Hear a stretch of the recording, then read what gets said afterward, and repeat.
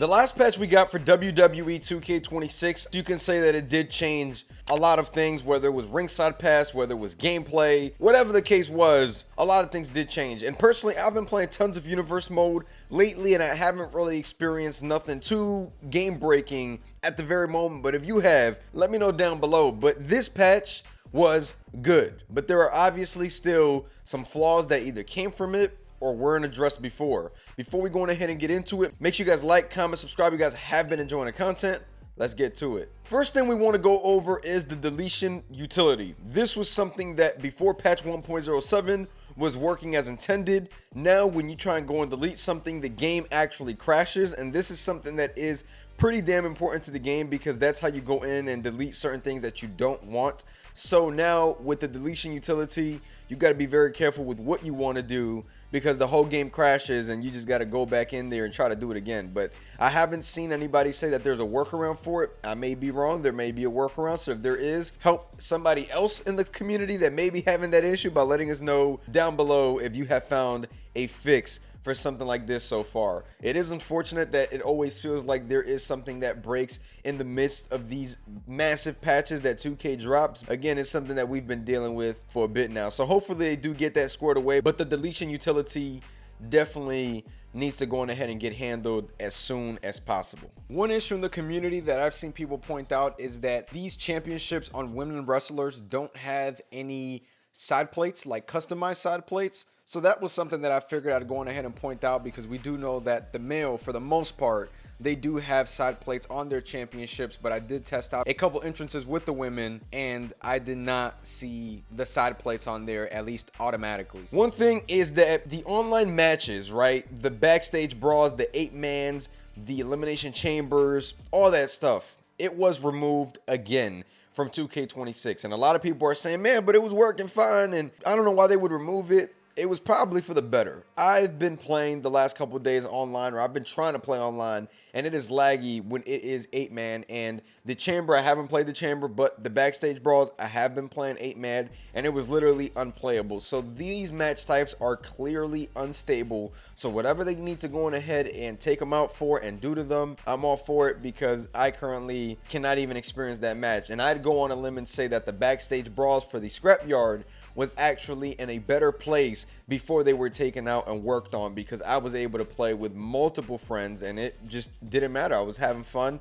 The game wasn't lagging. But if you go and turn on that match type right now, if it was in the game, you're either going to freeze, or two, your wrestlers are literally going to just move in like 15 frames per second damn near. That's what it really looks like. So it's one of those things where I dislike the fact that they're not in the game at the moment, but if it means that it's going to take them a couple days, maybe a week or so to make sure to get this match type correct and stable in this game, then I'm all for it. It is unfortunate how the servers have really been this massive issue, you know, for years now, and I think players are really starting to get fed up because of this situation, because it feels like those players are not a priority compared to offline players that, you know, like playing universe mode, like playing exhibition and things like that. I understand that the majority of the player base plays offline, that's no secret, but these online players are also spending money too to go on ahead and play this game online, or however they want to play it, and it's just really hard to play the game online at the moment. For those island players, it does look like after the new patch, it looks like there was an issue where a lot of people's XP and badges got reset back down to 0. Now, I have not seen myself go down too much. To be honest, I didn't really have nowhere to go down from. I was like level 3 or level 4, but it does suck for those people that have been playing the island a lot. It's kind of a slap in the face. Hopefully it is something that can be restored, but I have gotten tagged quite a couple times letting me know that the island characters were losing their badges and a ton of stuff. So hopefully that is something that we can see fixed in the future. But as of right now, it seems like that is a lingering issue after patch 1.07. One gameplay thing that has been broken since the latest patch is that if there is a blow for blow, or you're getting pinned, or you have a weapon wheel, anything within like the UI of the gameplay is like sometimes out of place. So you'll see it up in the air. You'll see that the blow for blow mini game is not even on the screen. Like, there is a lot of issues with that at the moment. I personally been playing the game a lot. I haven't experienced it, but I keep seeing pictures that people are tagging me in, as you can see right here. So there are definitely issues with the mini games and everything that are not popping up in the actual part of the TV screen where they're intended to pop up. So that's not working as intended for select players. It's not something that I'm hearing too many people talk about right now, because I think that it is rare, but it is happening. I'm seeing pictures and things like that. Hopefully we do see a fix for that as well soon. Now, if you're on the PS5 Pro, I've asked if people on the base PS5 can see this, but they only say that it is in my faction. But on the PS5 Pro, it feels like the game is not enhanced. And by what I mean by that is that the turnbuckles are super blurry in the game, and you see like these pixels and just like a weird grain when you're by the apron. And that's something that seems to only be happening on the Pro, because when I play on my Xbox Series X, I don't have no issues and it seems that it's pretty smooth. But on the Pro, when you're playing Exhibition, Universe, no matter whatever you're doing, your turnbuckles are blurred, and I do feel that that is a massive problem.